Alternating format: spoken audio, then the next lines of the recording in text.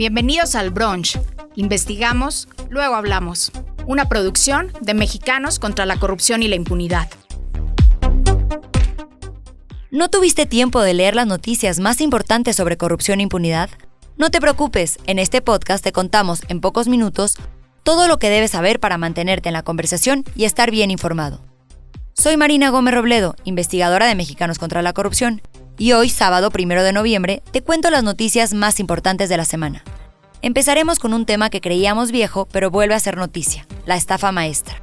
Y esta vez, aparece de la mano del personaje que encabeza la corrupción de estos tiempos, Adán Augusto López. Seguiremos con las auditorías que señalan a CONACYT por irregularidades de millones de pesos. Hablaremos con la víctima de un desalojo ilegal por parte de las autoridades locales. Analizaremos el abandono que está sufriendo el Poliforum Siqueiros, así como la megafarmacia, solo que uno se levantó como una obra de arte y otro como una mera simulación. Y terminaremos con un ejemplo fuera de nuestras fronteras de lo que sí se puede hacer para combatir la corrupción. Así que, ¿ya tienes tu chocolate y pan de muerto listos? Disfrútalo y acompáñanos.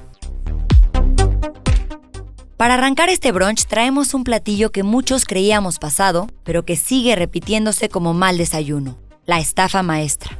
Sí, ese mismo escándalo que revelamos en Mexicanos contra la Corrupción y la Impunidad junto con Animal Político en 2017 y que destapó una red de 128 empresas fantasma y más de 400 millones de dólares desviados. Bueno, pues resulta que otra vez Adán Augusto López, actual coordinador de la bancada de Morena en el Senado, y su hermano, Melchor López Hernández, son titulares de notarías en Tabasco, donde se constituyeron 3 empresas involucradas con el desvío de 464 millones de pesos de Pemex. Para hablarnos de este tema nos acompaña Valeria Durán, periodista de Mexicanos contra la Corrupción y la Impunidad.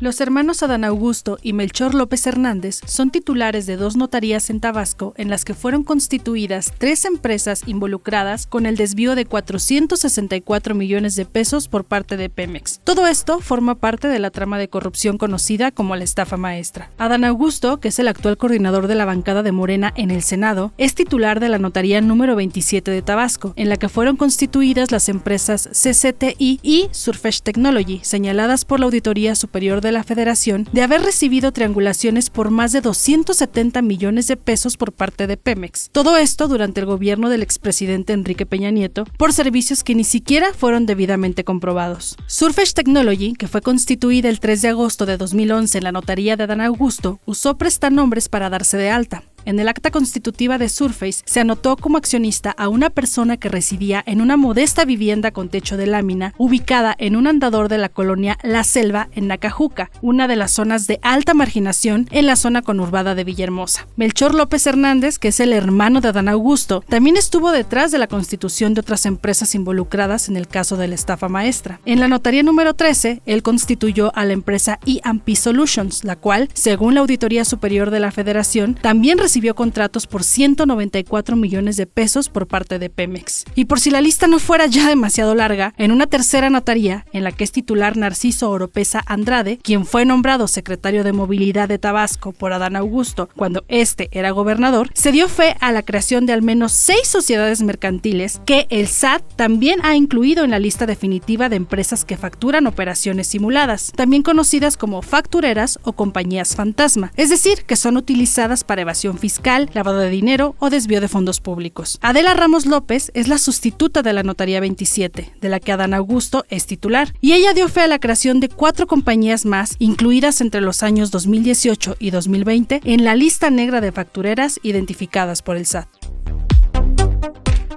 Gracias, Valeria, por servirnos este plato tan completo. Y es que cada vez que revisamos estos casos, uno se pregunta si algún día el menú político dejará de tener el mismo sabor a corrupción. Y ahora hablemos del Consejo Nacional de Humanidades, Ciencias y Tecnologías, CONACYT, o mejor dicho, del nuevo capítulo de auditoría sin aclarar de este organismo. La Auditoría Superior de la Federación presentó una denuncia por un probable daño de más de 57 millones de pesos.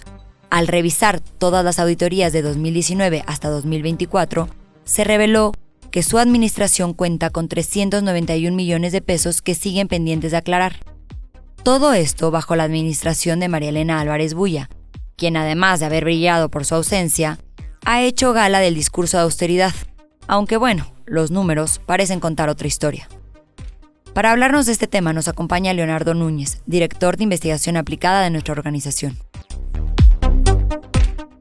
María Elena Álvarez Bulla, que durante la administración de López Obrador se desempeñó como la directora del Consejo Nacional de Humanidades, Ciencia y Tecnología, CONACYT, se ha visto involucrada en una serie de escándalos de corrupción que no provienen paradójicamente de la investigación periodística, sino mayoritariamente de información oficial. ¿Por qué? Hace un par de semanas, la Auditoría Superior de la Federación presentó una denuncia ante la Fiscalía General de la República por irregularidades durante la administración de Álvarez Bulla. En particular, se trata de una serie de irregularidades en la cuenta pública de 2021 por un probable daño superior a los 57 millones de pesos. Estas irregularidades ameritaron presentar esa denuncia de hechos, pero no son las únicas. Al revisar todas las auditorías que se presentaron entre 2019 y 2024, resulta que la administración de Álvarez Bulla tiene 391 millones de pesos en 20 auditorías que siguen pendientes de aclarar y que no han sido ni enteradas, es decir, no se ha recuperado el dinero, ni se ha justificado qué es lo que ha pasado con ellos. Esto ha llevado a poner en el centro del debate cómo la corrupción simplemente cambió de nombre, porque hay que recordar que Álvarez Bulla fue muy vocal en tratar de decir que la corrupción en el gremio científico justificaba la destrucción de múltiples instituciones, como fue el Centro de Investigación y Docencia Económicas, que fue capturado con el posicionamiento de un director afín a la Cuarta Transformación, así como la eliminación de fideicomisos de ciencia y tecnología que tocaban temas tan importantes como la salud o el desarrollo tecnológico, la inversión en diferentes áreas que no se lograron demostrar las irregularidades que supuestamente amparaban su extinción.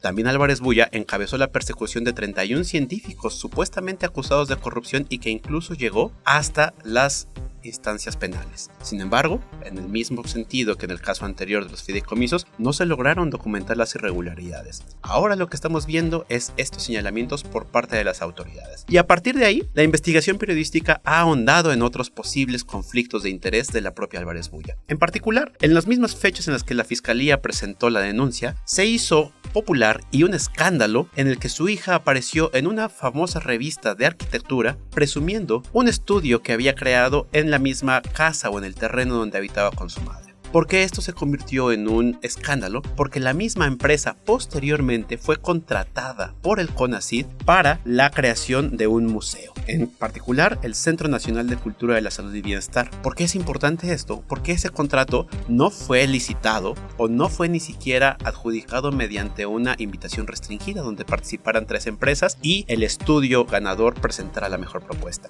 Lo que sucedió fue una adjudicación directa. Estudio MMX, que fue el estudio que diseñó la casa de su hija, fue la misma empresa que recibió este contrato para el Centro Nacional de Cultura de la Salud y Bienestar, que además de todo no ha abierto sus puertas al público a pesar de que en septiembre de 2024 se inauguró, como muchas tantas obras que se han inaugurado sin estar completadas. Hoy ese museo sigue sin abrir sus puertas al público y solamente se agrega una capa más porque el conflicto de interés, al haber sido una empresa que tenía una relación directa con Álvarez Bulla y con su hija, pone sobre tela de juicio cómo fueron utilizados los recursos del CONACYT y muestra el doble discurso, donde la corrupción se utilizó como justificación para capturar instituciones, pero una vez llegadas a ellas y ocupando su titularidad, las ocuparon en el mismo sentido. Y hoy tenemos que exigir una rendición de cuentas total y absoluta, sin llamados a la victimización y sin llamados tampoco a la crucifixión. Estos son datos oficiales, los contratos están a la vista, las auditorías están ahí y no se puede ocultar que las irregularidades sucedieron durante la administración de Álvarez Bulla y ahora lo único que nos resta es saber si las autoridades investigarán y llegarán al fondo de estos posibles casos de corrupción. Gracias, Leonardo. Suena que el laboratorio de la austeridad terminó produciendo más opacidad que ciencia. Pero sigamos con un caso difícil pero necesario. Vamos a hablar del despojo de la casa del artista Richard Mosca en la Roma Sur en Ciudad de México. Tras su fallecimiento, su pareja, Juan Pablo García Tamés, enfrenta un verdadero calvario para recuperar el inmueble, que según las denuncias fue entregado a terceros con ayuda de servidores públicos de la Fiscalía de Cuauhtémoc.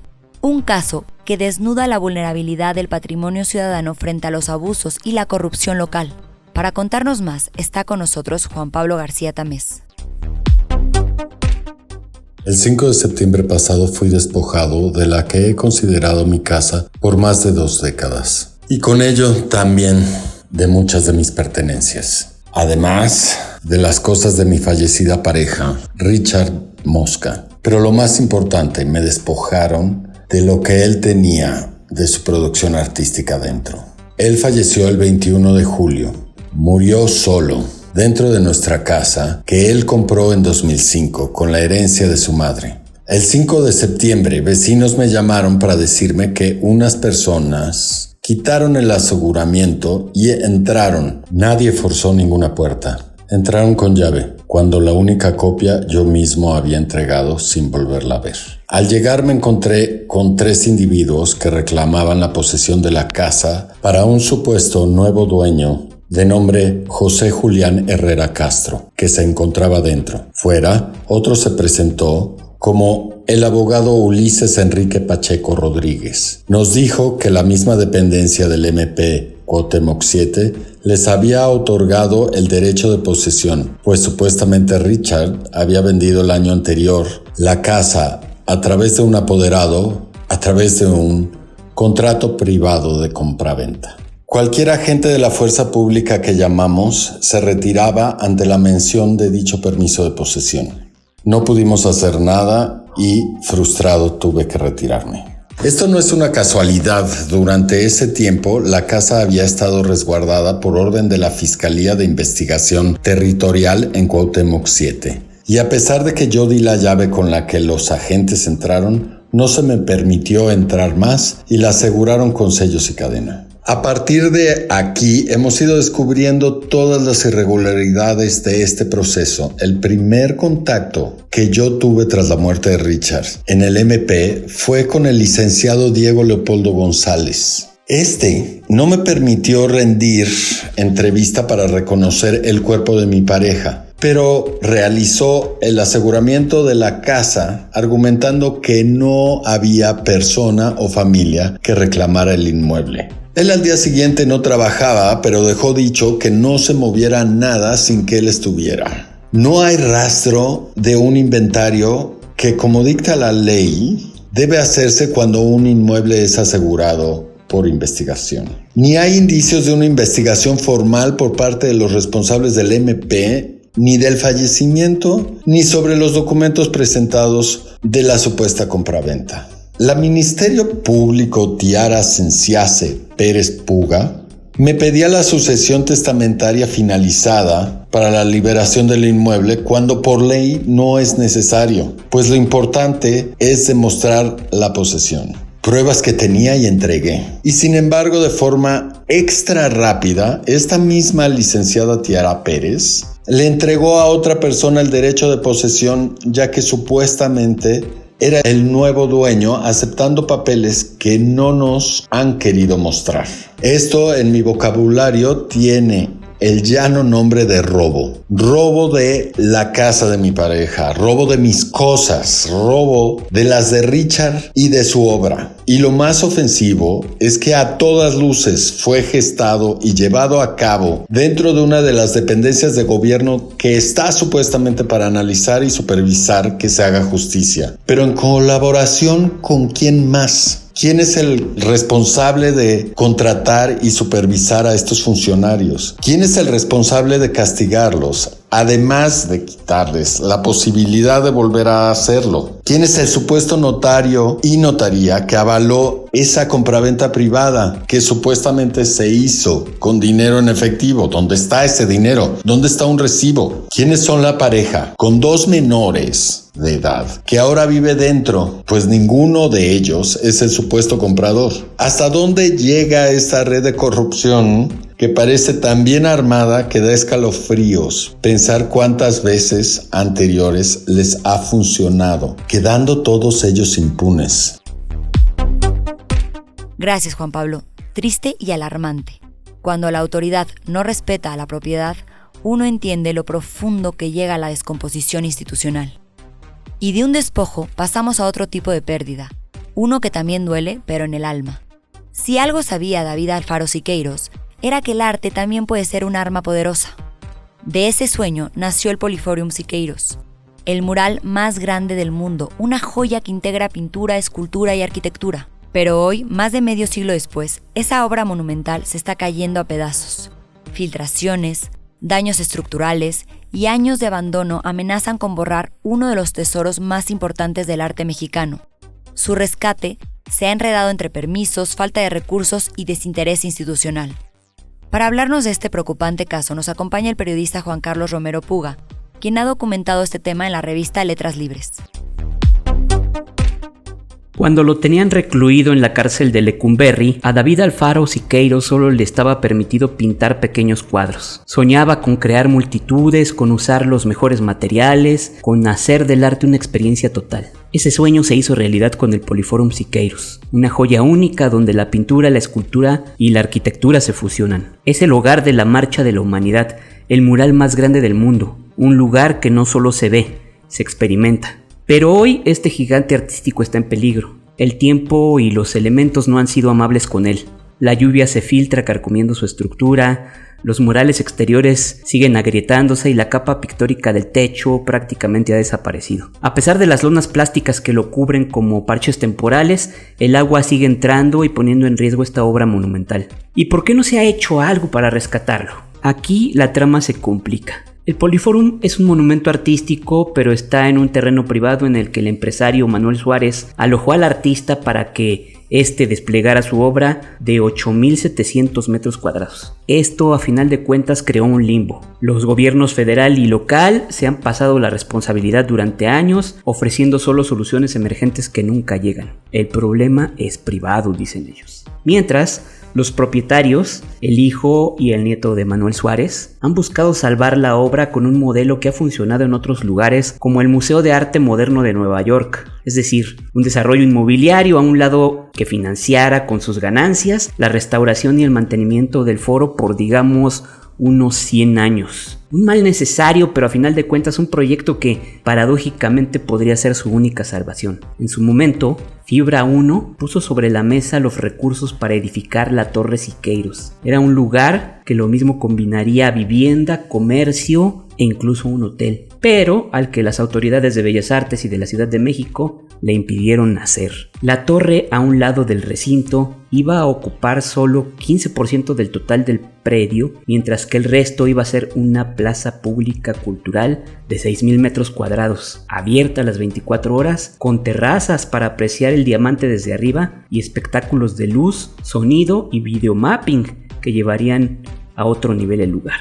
Una vez que la idea recibiera luz verde de las autoridades, se liberarían 30 millones de pesos para iniciar la restauración del Poliforum. Una vez concluido, el inmueble generaría 12 millones de pesos anuales que garantizarían su mantenimiento. Los tiempos políticos, la burocracia y un socio que abandonó el barco tras la pandemia, que por cierto mató infinidad de proyectos, han dejado este plan en pausa. Mientras se buscan nuevos aliados, el Poliforum opera en números rojos, con su personal reducido al mínimo y sin presupuesto para la cultura que debería albergar. La pregunta que creo que nos deja este artículo en Letras Libres es urgente. ¿Merece el Poliforum Siqueiros ser rescatado? La respuesta parece clara. Es un arma de arte, como soñaba Siqueiros, que no debe apagarse. El tiempo corre en su contra y cada lluvia que cae sobre la Ciudad de México es una amenaza. La solución requiere que por fin la iniciativa privada y las instituciones públicas encuentren el punto de encuentro, valga la redundancia,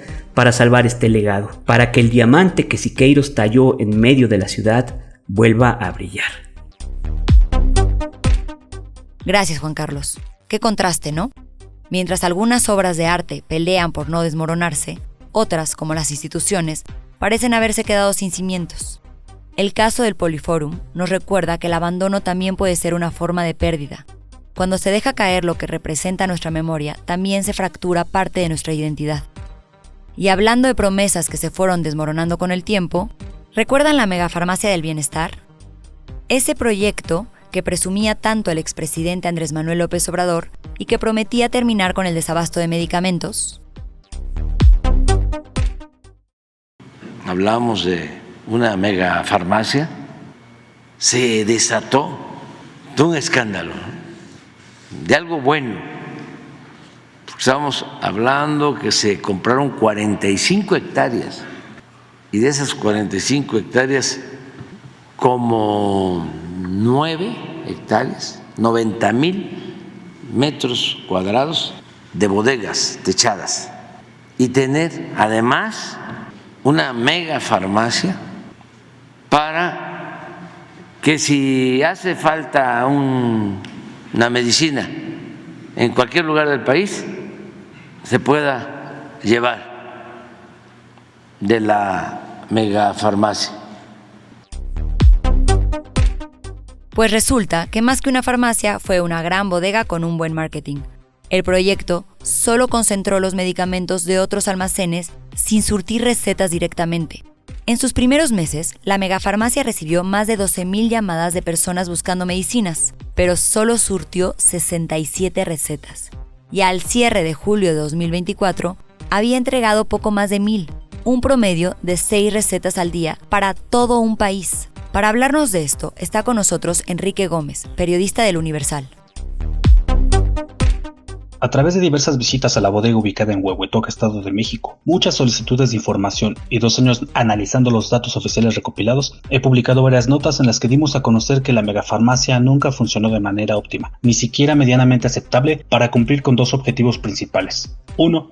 Surtir recetas ante el desabasto y 2. Almacenar medicamentos. En noviembre de 2024, Birmex afirmó que la megafarmacia ya no surte recetas, al responder una solicitud de información y especificó que el surtimiento de recetas es competencia solo de los institutos de salud, y con ello terminó la promesa hecha por el expresidente López Obrador de que la megafarmacia terminaría con el desabasto de medicamentos. Ahora, la megafarmacia solo genera un folio de cada llamada recibida para solicitar medicamentos y canaliza nuevamente la queja al IMSS, IMSS Bienestar o ISSSTE para que dé seguimiento. Es decir, ya no surten la receta y devuelven la queja al instituto que falló en un principio. Esto se debe a que la megafarmacia, que en realidad se llama Centro Federal de Almacenamiento y Distribución de Insumos para la Salud, fue concebida para concentrar los medicamentos de 5 almacenes de Birmex en el Estado de México, ubicados en Toluca, Tultitlán, Cuautitlán Izcalli y 2 en Texcoco. De acuerdo con la evaluación socioeconómica del proyecto de inversión, Birmex solicitó la compra de la bodega de Huehuetoca para concentrar los medicamentos que estaban dispersos en 5 almacenes, porque estos ya eran insuficientes para almacenar los medicamentos adquiridos en las compras consolidadas, y ello generaba costos altos de almacenamiento y distribución. Pero en ese documento no se mencionó el concepto de megafarmacia o la propuesta de surtir recetas a pacientes que sufrían el desabasto nacional de medicamentos. Por otra parte, la megafarmacia tampoco tiene medicamentos. Al término del sexenio del expresidente López Obrador, Birmex detalló que la megafarmacia apenas tenía 1,150,616 piezas de medicamentos, cuando su capacidad total es para almacenar 280 millones de piezas. Es decir, no tenía ni siquiera el 0.5% del total que puede embodegar, de acuerdo a datos obtenidos mediante una solicitud de información. En el discurso, el exmandatario afirmó que la megafarmacia solucionaría el desabasto de medicamentos, ya que los pacientes que no consiguieran sus medicamentos en sus unidades médicas de origen llamarían y de ahí se les enviarían en menos de 48 horas. Pero en la realidad, la megafarmacia nunca pudo abastecer más de 6 recetas al día en promedio. Esto de acuerdo al último informe de gobierno de López Obrador, donde le dedicó apenas 3 párrafos a su proyecto prioritario para dar a conocer que del 29 de diciembre de 2023 a junio de 2024 surtió apenas 1,155 medicamentos a nivel nacional. En comparación, el IMSS no surtió 4.5 millones de recetas durante 2024, lo que equivale a 11.5 millones de piezas de medicamentos, de acuerdo a datos que obtuve mediante otra solicitud de información realizada al IMSS. Por último, el expresidente Andrés Manuel López Obrador tampoco ordenó realizar una compra especial de medicamentos solo para surtir la megafarmacia o antes o después de su inauguración. En abril de 2024 tuve acceso a documentos de Birmex que confirmaron que se quitaron más de 50 millones de piezas de medicamentos al ISSSTE, al IMSS y al IMSS Bienestar, al Centro Nacional de Programas Preventivos y de Control de Enfermedades y al Centro Nacional de Equidad de Género y Salud Reproductiva para embodegarlas en la megafarmacia. El IMSS aportó 816 claves de medicamentos, mientras que el IMSS Bienestar envió 379 claves. Esos medicamentos se le quitaron principalmente a estados con mayor carencia por acceso a servicios de salud como Chiapas, Oaxaca, Guerrero, Hidalgo, Michoacán,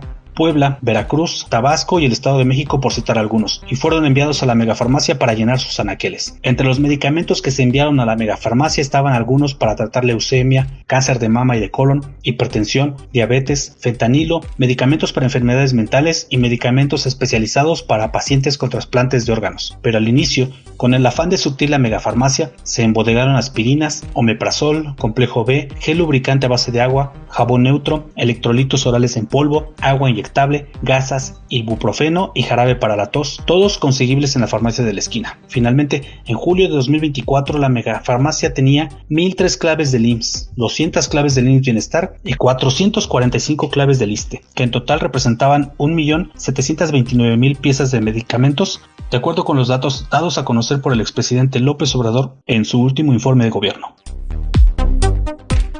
Gracias, Enrique. Parece que la megafarmacia nos dejó con el mismo síntoma, desabasto de resultados. Pero bueno, para cerrar este brunch, vayamos a algo que nos devuelve un poco la esperanza.